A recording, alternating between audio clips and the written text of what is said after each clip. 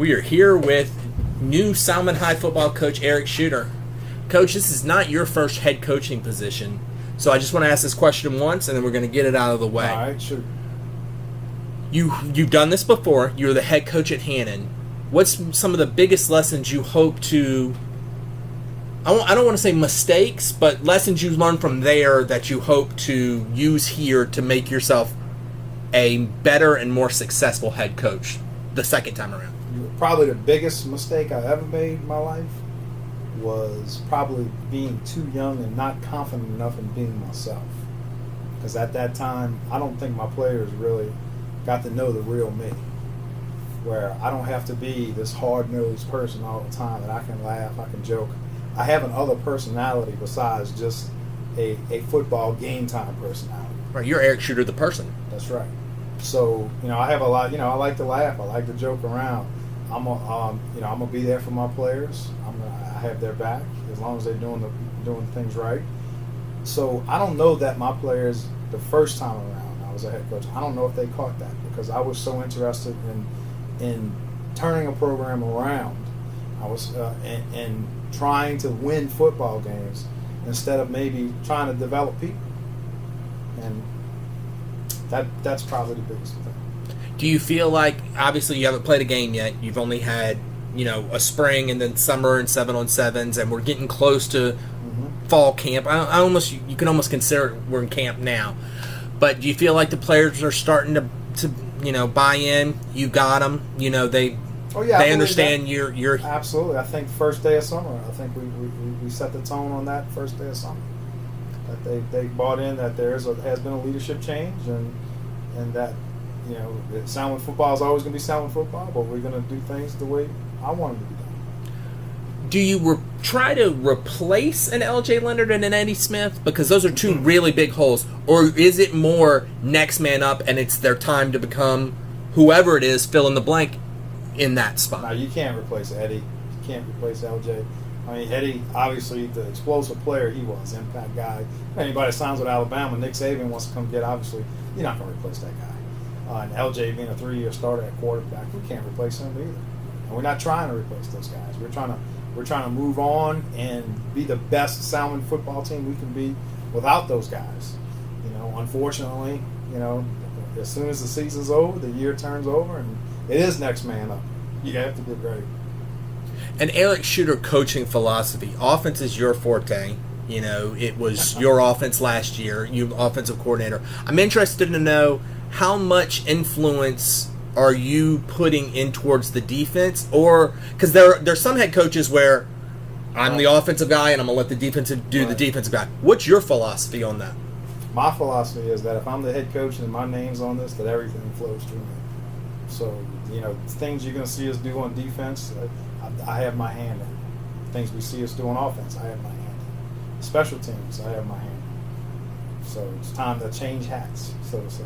Gotcha. More of a coordinator of the program. Correct. Let's start on offense for you. It all starts at quarterback, because any team that wants to be good has to have good quarterback play. Mikel Marco makes the move from linebacker and running back. What's that transition been like? And tell people what kind of player to expect under center come the fall there. Yeah, we have two guys competing for that spot right now. Mikel obviously has more experience. Mikel obviously was a running back and a linebacker who has the physicalness of the game down. And he's explosive with the football in his hands. The other kid is Justin Hudson, who's a legacy in the program. He's the third brother to come through. He's going to be a sophomore. He's more of a pure passer.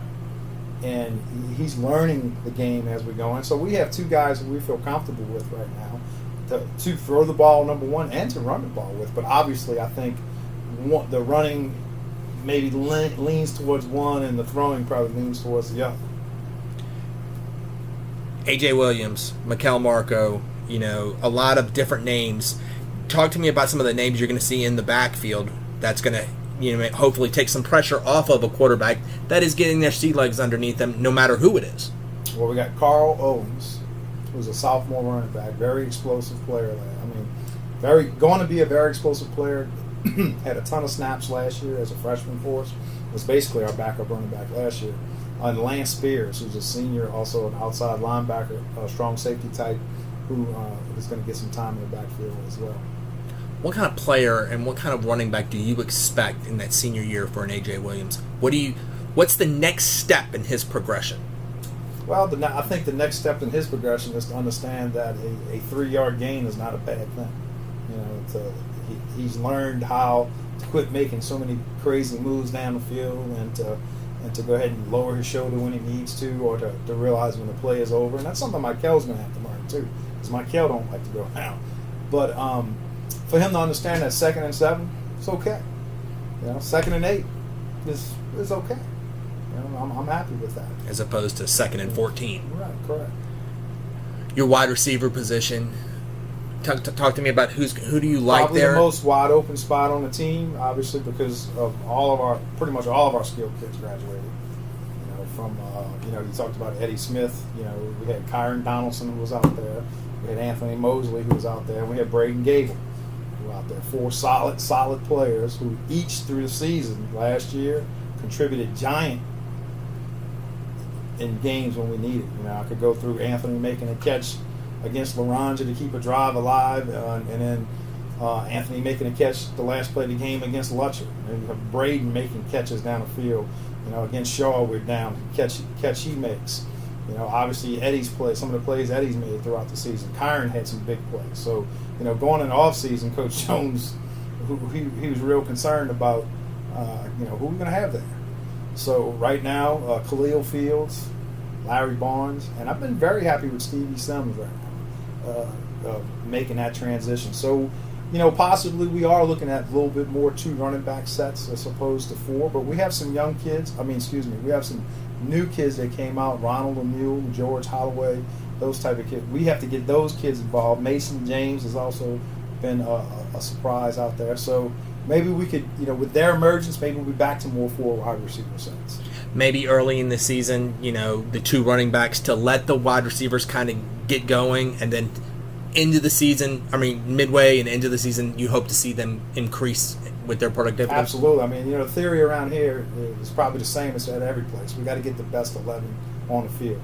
So if our second best running back, or if we have 2 running backs who are about what, or about the same, and our 4th receiver is not as good as athletically, then obviously we got to be in more 2-back sets. So that's kind of where we were going into the spring and out of the spring. Are we going to stay like that? Well, we'll see. We'll be in pads in about a month, so we'll see. You're not going to be effective at all if you don't have a productive and good offensive line that can give time, set the pocket, and open the holes. Who do you like in your rotation? And I know a lot of those guys we're going to see when we talk about what's on the defensive line. Yep, you're going to see them both ways. That's true. But Chris Mers, obviously been around here forever. Chris is 6'1", 280 right now. He's a heck of a ball player for us. It's his 3rd year actually starting. Eugene Wellington, our center, who's a 2nd-year starter. He's coming back. Eugene's football knowledge is phenomenal. The things we can get done with him and his athletic ability has been phenomenal. Chris Jones is the other one who's a 2-year starter. So at right tackle on offense. Chris is another real good player with a very high football IQ. So we have 2 holes to fill in, but we filled them with 2 seniors, kids that have been around here for a long time. Mikel, Baby Bop, Mikel Mercadell, he's left guard. You know, Mikel's another 240-pound kid. And Devontae Shepard's been doing a real good job at right guard. Mikel was left guard, I said, and Devontae at right guard. I believe that's going to be the strength of our offense right now. It's going to be our offensive line. And of course, we got Rayshawn Gillespie, who's going to have to play in there, and hopefully Josh Ray will come around and he can get some time also. Is it the depth and the experience? Is that why you like it as your strength? Depth, experience, strength, football IQ too.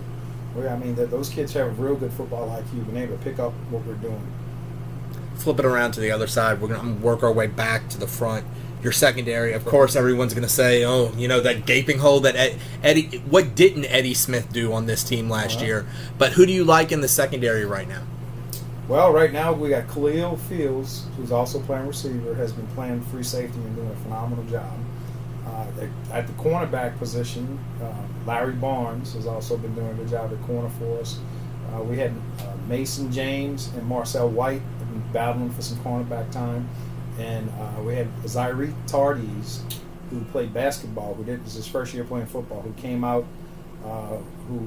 actually Coach Carlin said he was interested in playing football. And we got him out here, and he has been a heck of a contributor. And I didn't mention him on the offensive side, but if he's not playing in the defensive backfield, he will be playing wide receiver.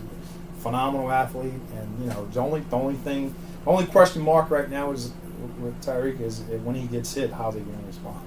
Just coming from the gym to football.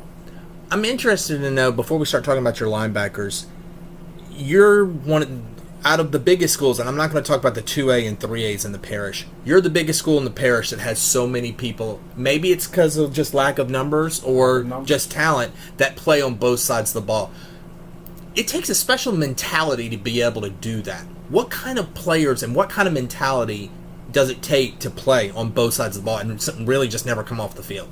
Well, we try to rest them, but the mentality is if you want to have a chance to win. We just, like you said, we just don't have the numbers. So as a coach here right now with the state of where we're at after Katrina, I don't know if we've ever gone past 50 or 55 kids on the roster.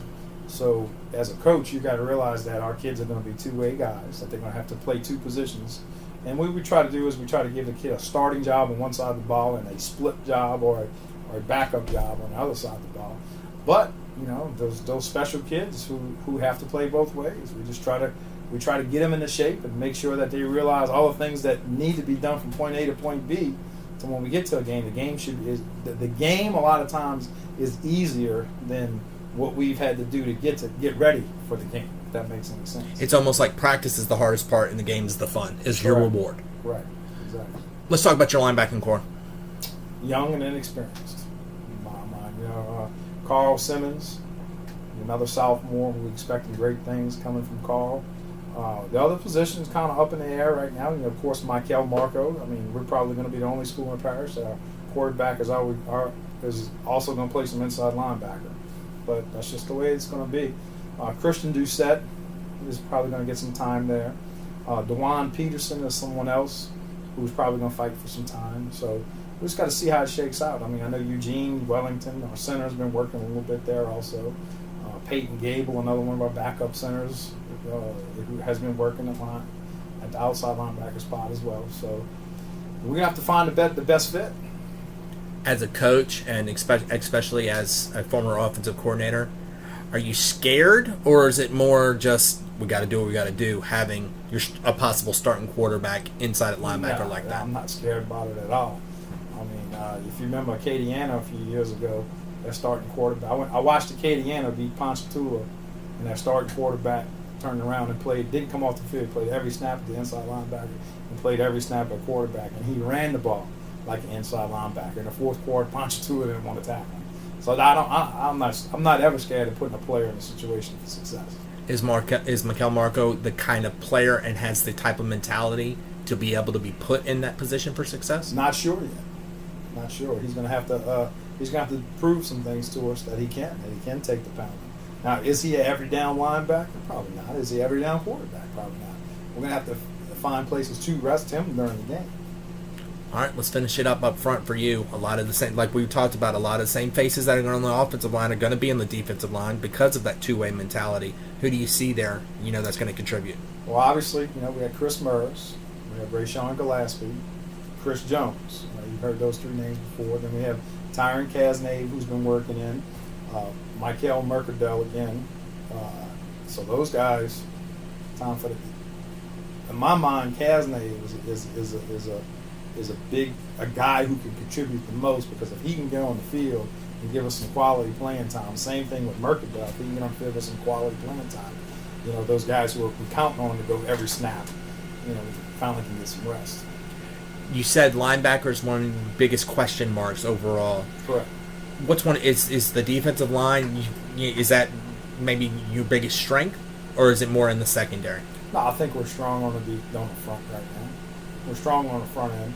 However, I will tell you our secondary has improved leaps and bounds. I know coming out of spring, my biggest fear taking the job was oh gosh, we have no secondary. and we're going to stink and we're going to get burnt, and it's going to be bad. But they have really progressed. Coach Beasley's done a really good job with it. I've never met a coach who doesn't have that list in their head of, if we can do A, B, and C, I like our chances. I like our chances to be successful. Talk to me about some of the things that's in the list in your head. If we can do this on both sides of the football, I like our chances to win some games this year. Well, obviously, on offense, what we have to be able to do is we got to be able to run the ball. In the situation that we're in, numbers-wise, and two kids going both ways, unfortunately, we got to shorten the game.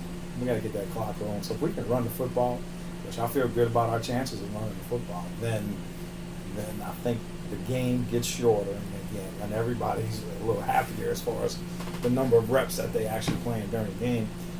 In the throw game on offense, I think we're going to have to, I can't sit here and say, oh, we got to throw the ball 30 times a game, or we got to throw the ball 10 times a game, because the game dictates what you have to do. So we don't ever put numbers on, but what I think we have to do is be able to hit that play in the throw game when it's presented to us. Because if we have success running the ball, obviously we're going to have some opportunities in man coverage. That if we can hit those opportunities in man coverage, then good things will happen to us in the run game again. On defense, obviously, we gotta be able to tackle. We got to be able to tackle, and we got to be able to bleed slow. And if we can tackle and not give up the big play, that's what I mean by bleed slow. If we not give up the big play and tackle, we should be okay on defense. We're going to be there's one thing about what we're going to do is we're going to be a tough group. I said it to a kid a little while ago. You may beat us, but you're going to have to do it. You're going to be in a dogfight. You're going to have to beat.